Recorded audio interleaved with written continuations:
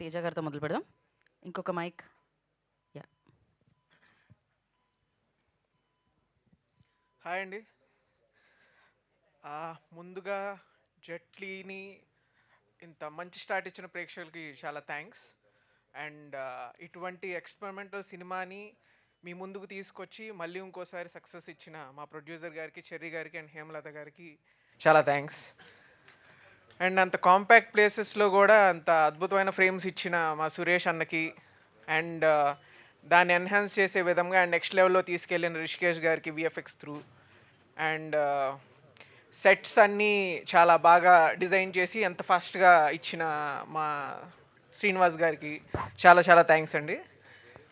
And ఇలా and dialogues విషయంలో కానీ, లిరిక్స్ విషయంలో కానీ, ప్రతి దాంట్లో అండ్ యాక్టింగ్ విషయంలో కానీ తన ఇరక్కొట్టేసిన మా సాయి సోమయాజులకి, వీళ్ళందరి చేత, మన సత్య గారి చేత, రియా గారి చేత అండ్ వెనిల్ కిషోర్ గారి చేత ఫైట్స్ చేపించిన మా వించుంగ్ అంజీ గారికి అండ్ సత్య గారి చేత అంత అద్భుతమైన డ్యాన్స్ చేయించిన పలాకి విజయ్ గారికి చాలా చాలా థ్యాంక్స్ అండి.